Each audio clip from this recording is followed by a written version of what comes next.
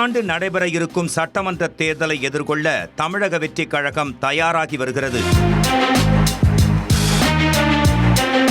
முக்கிய கட்டமாக தேர்தல் வியூக பொறுப்பாளர் பிரசாந்த் கிஷோருடன் சந்திப்பை நடத்தி முடித்திருக்கிறார் விஜய்.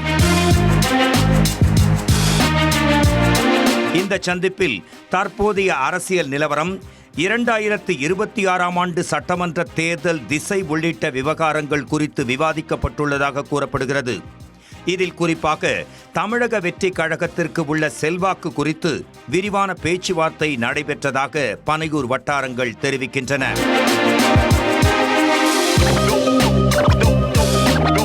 அதாவது தமிழக வெற்றிக் கழகத்தை பொறுத்தவரை 8 முதல் 10% வாக்குகள் பெறக்கூடும் என்றும், விஜய் தமிழகம் முழுவதும் தேர்தலுக்கு முன்பு ஒரு சுற்றுப்பயணம் மற்றும் தேர்தல் சமயத்தில் மற்றொரு சுற்றுப்பயணம் என மக்களை சந்தித்தால் கூடுதலாக 5% வரை வாக்குகளை பெறலாம் என்றும், வாக்கு சதவீதம் கூடுவதற்கு இளைஞர்களின் ஓட்டுகள் பெரிதும் உதவும் என்றும் பிரசாந்த் கிஷோர் பல்வேறு விஷயங்களை விஜயிடம் தெரிவித்ததாக கூறப்படுகிறது.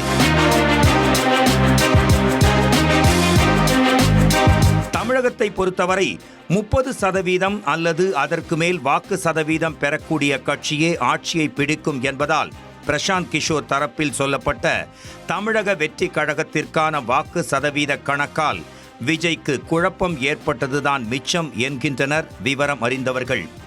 தமிழக வெற்றிக் கழகத்திற்கு 15% வாக்குகள் என வைத்துக் கொண்டாலும் அதே அளவிலான வாக்கு சதவீதம் இருக்கக்கூடிய கட்சியுடன் கூட்டணி அமைத்தால் மட்டுமே கணிசமான இடங்களை பெற முடியும். குறைந்தபட்சம் கூட்டணி ஆட்சியாவது அமைக்க முடியும்.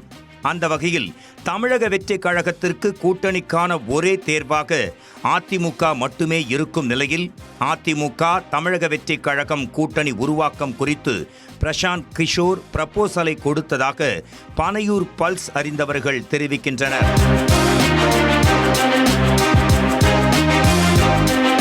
ஏற்கனவே கூட்டணிக்கான தலைமையாக விஜயை ஏற்றுக்கொள்ளும் கட்சிகளோடு மட்டுமே கூட்டணி என்று தமிழக வெற்றிக் கழகம் அறிவித்துள்ளதால் அதிமுக போன்ற பெரிய கட்சி விஜயின் நிபந்தனைகளை ஏற்குமா என்கிற கேள்வியும் எழுந்திருக்கிறது.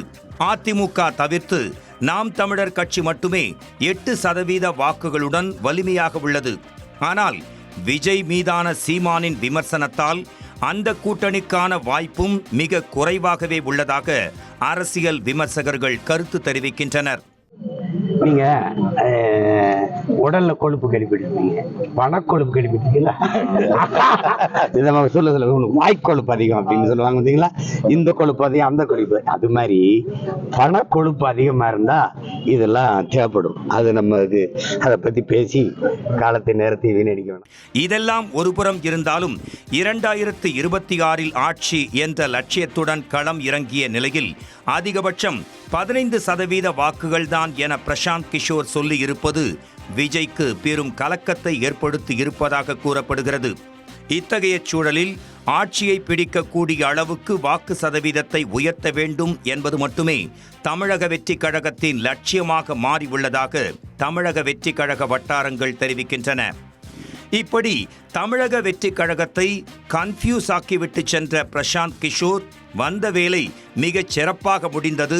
சரி, ஏழுமலையானுக்கு ஒரு நாமத்தை போட்டுவிட்டு சென்றுள்ளதாக தகவல் வெளியாகியுள்ளது.